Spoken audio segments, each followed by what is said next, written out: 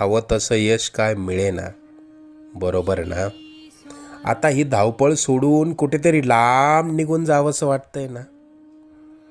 अजून किती दिवस सोसावं लागणार हेच तुझ्या डोक्यात कायम असतं. त्याच त्याच गोष्टींना पुरता कंटाळून गेलायस तू. मला माहिती आहे या वेदना आता तुला सहन होत नाहीये. यापुढे अशी समस्या तुला सतावणार नाही. तू आजपर्यंत भरपूर दुःख सहन केलंस. तुझी वाईट वेळ संपून जाईल.